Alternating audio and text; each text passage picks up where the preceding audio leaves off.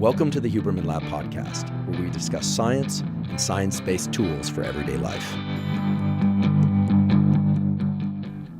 Welcome to the Huberman Lab podcast, where we will discuss science and science-based tools for everyday life.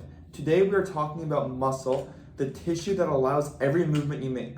From blinking to sprinting, muscle isn't just about strength, it's an electrical and chemical system that turns thought into motion.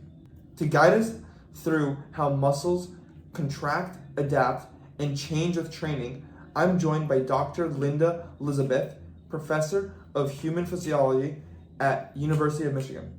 Thanks, Andrew. Muscle physiology is fascinating because it connects neuroscience, energy metabolism, and performance. All muscle types share certain core properties, right?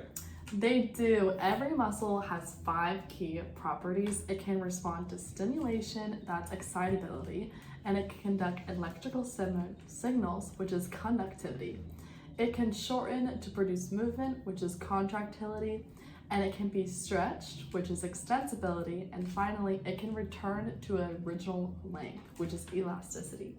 So muscle tissue is like living motor system built to react, contract, and recover with each movement. So let's focus on skeletal muscle, the kind we consistently control. Yes, so each skeletal muscle is made up of long fibers that contain bundles of smaller structures called microfibrils. Within each microfibril is thin and thick filaments, actin and myosin, that slide past one another when a muscle contracts. These repeating units form sarcomeres, which give the skeletal muscle its striped appearance. So the sarcomere is the basic unit of contraction, the smallest structure that produces the force. So how does the brain actually tell muscles to move? So signals are going to travel from the motor neurons in the spinal cord to the individual muscle fibers. Each neuron is going to be connected to fibers, and it's going to be called a motor unit. As neuromuscular junctions, the neuron is going to be releasing, say, acetylcholine, which is going to bind to its receptors on the muscle membrane and creating an electrical impulse within the fiber. So that's the movement where the nervous system's electrical signal becomes mechanical movement. Exactly. That impulse spreads throughout the cell, triggering a calcium release and starting a contraction. So let's walk through what happens next. So calcium is going to bind to a protein called troponin, which is going to shift another protein, tropomyosin, exposing the active sites on actin. Myosin, which the head is going to attach, pull, release, and then it's going to repeat, producing a contraction. And when calcium is pumped back into the storage, the interaction between the myosin head is going to stop and the muscle will relax. So that entire sequence happens thousands of times per second when we move. That is just fascinating. Why aren't all the contractions equally as strong? So the force is going to depend on how many cross bridges can form. If the muscle starts to stretch too far or too compressed, fewer of them can't connect, and there's going to be an optimal resting or stretching length for maximum tension. And the strength is also going to depend on how many motor units in the brain are going to be used during this process. And a light effort activates only a few, while a heavy effort activates many. That's the basics of fine motor control versus maximal effort. Muscles can contract without moving or while changing length. What's the difference? Okay, so we have isometric contractions, which create tension without shortening, like holding a plank. Then we have isotonic contractions, which are going to change length, concentric when the muscle shortens, and eccentric when it lengthens under tension, like lowering a weight. So eccentric work is particularly effective for building strength and control. So where does the muscle get the energy for all of this? There are 3 main sources. The first is the phosphagen system stored with creatine, phosphate, which is going to provide quick energy for a few seconds. The second is going to be your anaerobic glycolysis, which is going to break down glucose without oxygen for short bursts. And our third is the aerobic respiration, using oxygen to make large amounts of ATP for endurance. So sprinting relies on phosphagen and glycolysis, while long distance activity depends on aerobic metabolism. Exactly. Fatigue happens when ATP runs low, lactic acid builds up, or ion balance changes.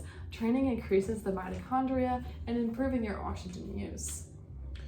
And after exercise, the body keeps breathing heavily. That's excess post-exercise oxygen consumption to restore energy storages and clear waste. So let's talk about the different muscle fiber types. So we have slow twitch fibers, which are going to resist fatigue and enrich our mitochondria and used for endurance. Then we have fast twitch fibers, which generate more force but tire quickly and are suited for more short and intense activities. And training slightly shifts how these fibers will perform. Strength training increases fiber size and protein content, and endurance training enhances oxygen delivery and metabolic efficiency. So muscle adapts directly to how we use it. That's plasticity at work. So how do cardiac and smooth muscles fit into the picture? So cardiac muscle is only found in the heart, and it's going to contract automatically and rhythmically because of the pacemaker cells, while smooth muscle lines organs and blood vessels and will contract slowly because they can only hold tension for long periods of time without any fatigue. So skeletal muscle gives us control, cardiac keeps us alive, and smooth muscle manages everything in between, like digestion, circulation, and more.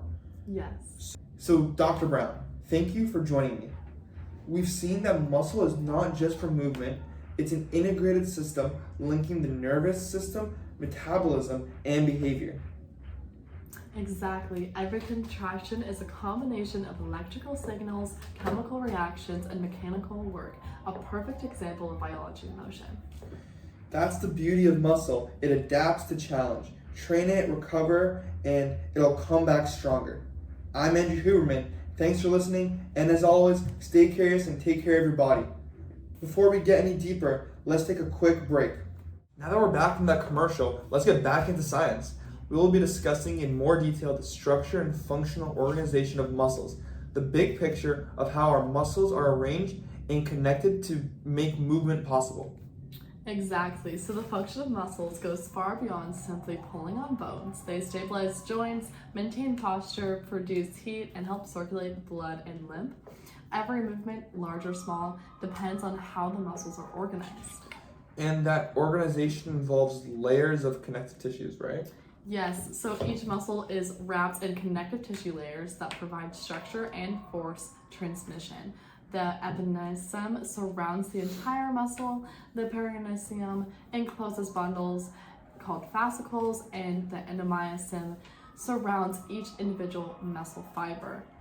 These layers merge to form tendons and aponeurosis, connecting muscles to bones or other tissues of muscles working in related functions that are further separated into compartments by deep fascia. So it's a highly organized system, almost like an electrical grid and pulley network in one. Exactly, and depending on how those fibers and fascicles are arranged, a muscle can prioritize either force or precision. Parallel muscles, for example, favor speed and range of motion, while pennate muscles generate greater power because of their angled fibers. What about how they attach and function together? So muscles attach at 2 points. The origin, which is usually fixed, and the insertion, which moves during the contraction. They often work in coordinated functional groups. So we have antagonists, which are the prime movers, which produce specific movement. Then we have antagonists, which oppose that movement.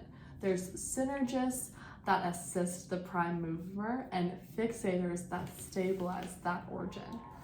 So even simple motions are team efforts between multiple muscle groups. Right. None of this coordination happens without proper innervation and blood supply. Motor neurons stimulate contraction, while arteries deliver oxygen and nutrients, veins remove waste, and damage to either nerve or circulation can quickly impair muscle performance. And with so many muscles in the body, naming them must follow some kind of logic, right? It does. So muscle names usually describe something about their location, shape, size, direction of fibers, or number of organs or functions. Like the rectus femoris, it's a straight muscle of the thigh, or the biceps brachii, the two-headed muscle arm of the arm. Once you learn the naming patterns, identifying them almost becomes intuitive. So understanding structure and naming conventions isn't just about memorization. It actually helps you visualize how muscle works together in a 3D space. Yes, so structures dictate function, and knowing those relationships is going to help you give context to everything from exercise performance to injury prevention. That's a great place to wrap up. We've explored how muscles are built, connected, and named, and even how every contraction reflects an elegant design that balances strength, control, and adaptability. I'm Andrew Huberman, and as always, thank you for joining us on the Huberman Lab podcast. Stay curious and take care of your body.